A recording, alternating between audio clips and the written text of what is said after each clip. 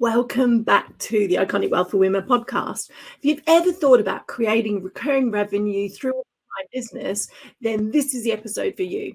Maybe you've thought about going online, maybe you've thought about creating an additional income stream that overall is going to grow your long-term wealth, but you're kind of not sure where to start. Well, the e-learning market itself has boomed over the last 3 years massively, given the fact that we went through the pandemic, people were working from home more, changing workplaces. So the e-learning and online education space has grown massively. And Forbes reported that it was set to grow to 325 billion by 2025. But it gets confusing. Where do you start? So in this week's episode, we're going to explore why you might firstly start an online business and make it part of your wealth journey. The 3 biggest reasons why most coaches or service-based type businesses don't grow. And if you're getting started, this will help you get started in the right way.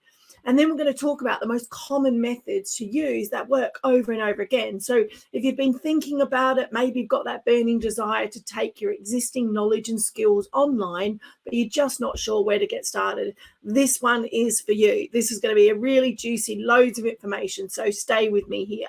So why do you bother first? Why think about growing an online business? Well, for me, it's the fastest way to move from the one-to-many type model that most of us are in, so that you can basically leverage your time.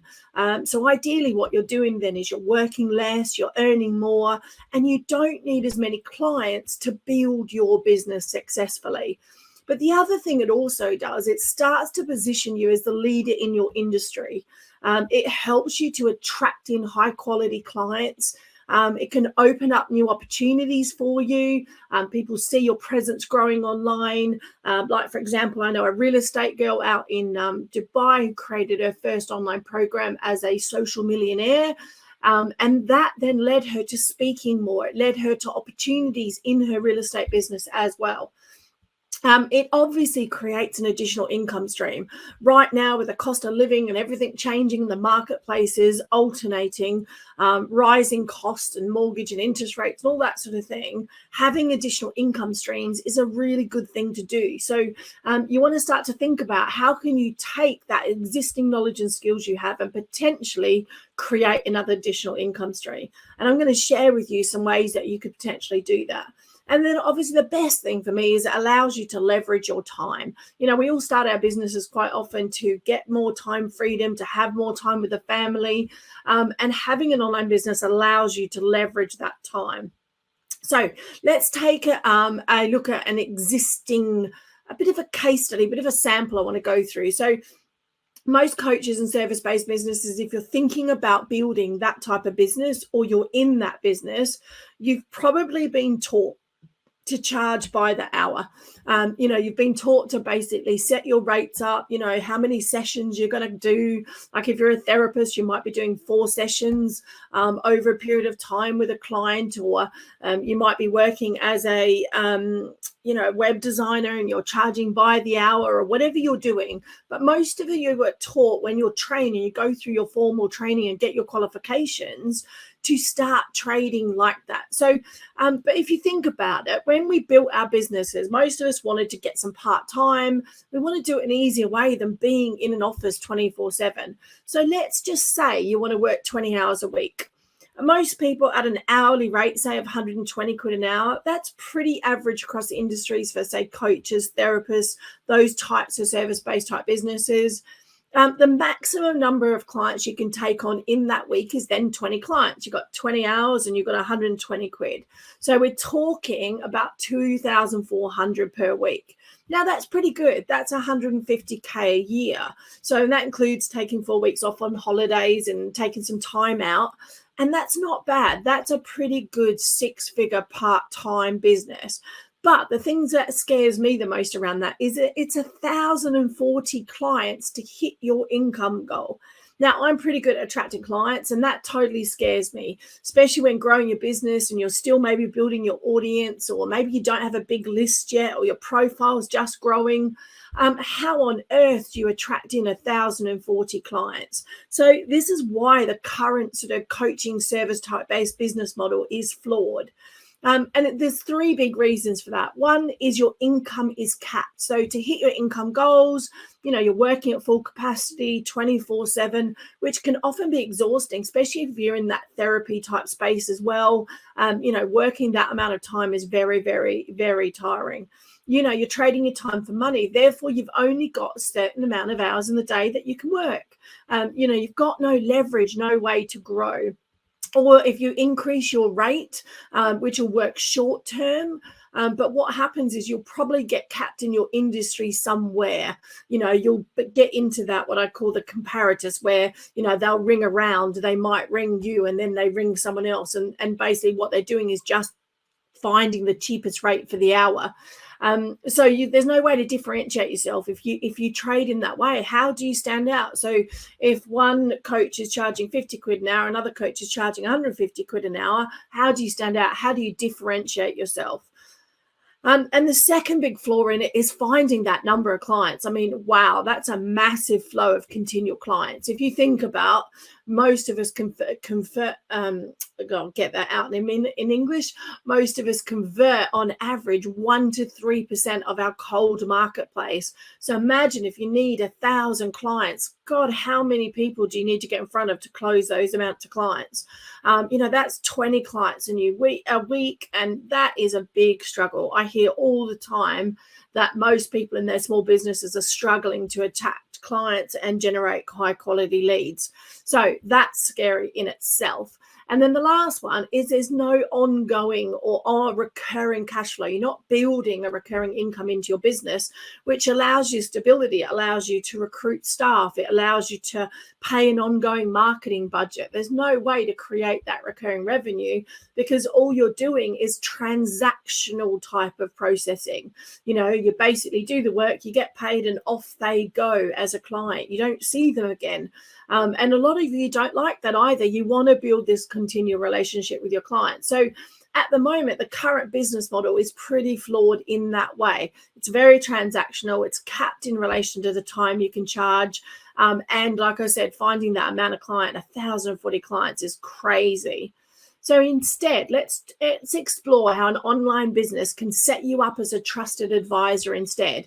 This is going to allow you to leverage your time, because what it will do is create an additional income stream. And ideally, we want to create it into some sort of recurring revenue. So whether that's a monthly payment plan over time, whether that's a monthly mastermind, or whether that's a course that has an ongoing upsell, whatever it is you want to create, or a subscription model or a membership type model, we want to talk about those.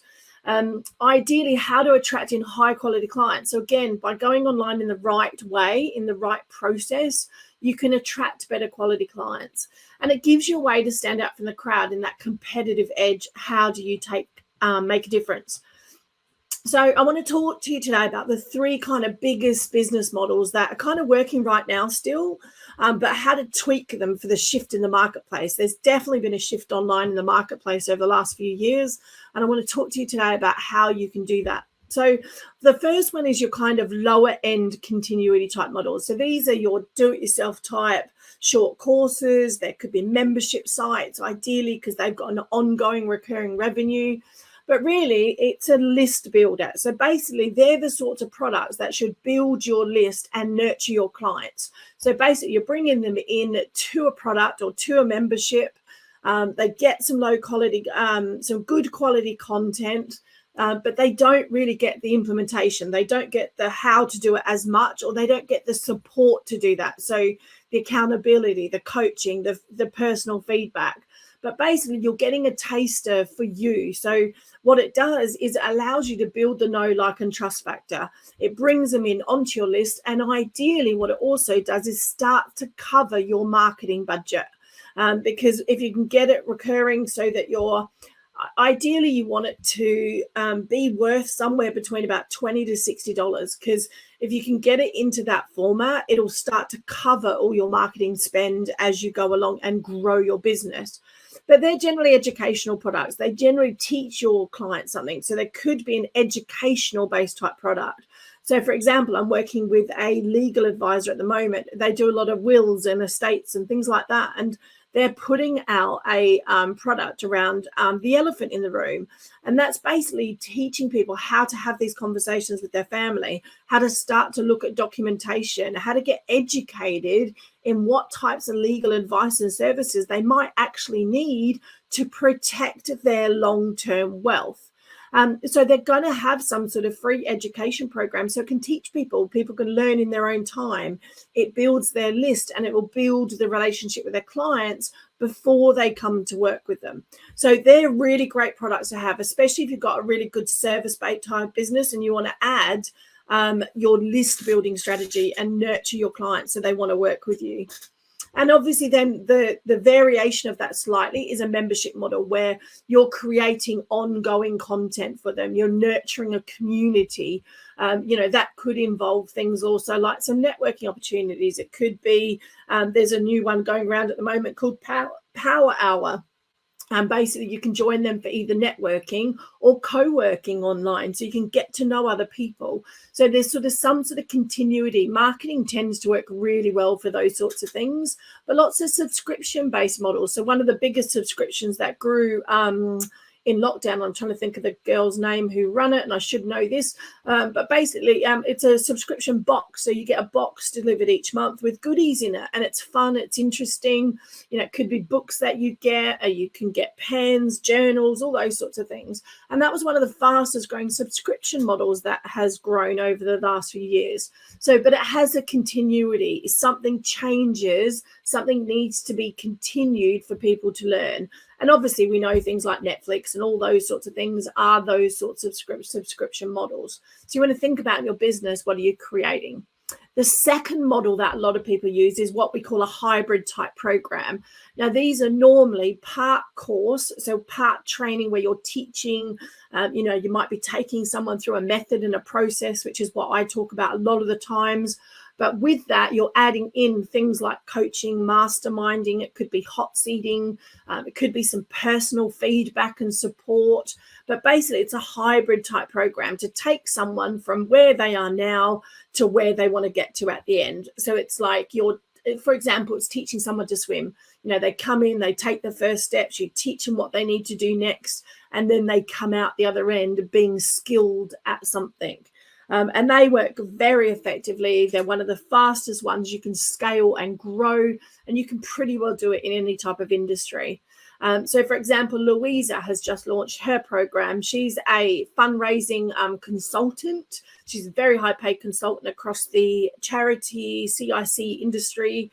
And basically, she's been fundraising and showing people how to create long-term fundraising strategies for over 25 years. And now she wants to bridge the gap between her high-paid consultancy, where she goes into the companies, and just start to teach some people so they can build longevity in their CICs. Lots of people are creating some sort of giving back process as part of their business, whether they're building out a CIC, whether they're getting more involved with charities. So she now wants to impart her knowledge at a reasonable price so people can learn from her, all her experience, all her skills, but they're not paying the consultancy rate. So she's put it together in a program so you can learn from her, you can get educated, you get the templates she uses. And so she's taking her existing knowledge and skills and repurposing it in a different way that she can also leverage her time on and grow. So that's the kind of thing that's a hybrid type model. And then you've got your high ticket ones, which are more kind of normally the personalized coaching or done with you services. So these are the things that you're doing with people that are quite lots more hands-on. Now that could be executive type coaching. It could be high level private coaching. Could be things like retreats work really well as well, where you take people out of their businesses, their lives, and you take them away for them to experience something. For me, my done with you services, I do launch services. So we basically take someone from zero to launch in 12 weeks, and we do the stuff with them. So we help overcome technology. We help overcome design. So we literally start from scratch, and by the time they finish, they have a course they can launch off the back of it. So And all my clients have made all their money back since working with me in that time period. And then they have a system and a process they can then continue to grow and leverage. So that's your higher ticket. And that's really, the hands-on, it's the nurturing, it's the, you don't need to work with big numbers to hit your target. So for example, my coaching program is 7,500 and I sell it over and over again. And that means I can do 100K very, very fast. So that's the difference that I love when building an online business is I only need a handful of clients. I can hit my target in, say, about 20 clients rather than the 1,040 clients that you need. So there's some different ways that you can do it. And one of my other favorite ways to kind of leverage into that. So if you are selling something that's a high ticket, say you want to reduce the number of clients that you need, then ideally some sort of VIP or strategy type session can really help you leverage that. So I use my VIP days and then I upsell into my longer term program. It gives people a chance to work with me. It gives them an understanding and clarity of what they want to do, what they want to create. And then you can basically nurture the relationship much faster. And generally, I've got a close rate of about 98% off of a VIP day into more coaching. So they work very effectively. Now, some people have VIP strategy sessions where they just do a session online for maybe an hour or a 2-hour impactful session. And it depends what you want for your business. But they, again, are a great way to leverage to be able to sell your business and to be able to sell your services online. So hopefully today we've given you some ideas on kind of why you might build an online business. So why do you want to add an online business to your wealth journey? We know we talk on this podcast around all different types of wealth vehicles that you can use. And obviously my favorite vehicle is the online business space. And I want to share some of those tips with you as we go through on this podcast, but also just some growing pains, some business stuff, some sales, some mindset, everything we're going to cover. But hopefully that's got you thinking about why an online business might be right for you, the different types of models that you could potentially use, and some of those myth busters as to why you might be stuck if you are already in your business and not able to grow. So drop me a comment below. Tell me what resonated with you the most out of this. What are you thinking about creating or doing? I'd really love to hear from you. Don't forget to subscribe to the channel so that you can come back. Like I said, this podcast has a lovely mix of interviews, snippets like this. We're going to do a mail series as well as we go through. So stay with us and subscribe to our channel today. Cheers for tuning in, and I'll see you on the next episode.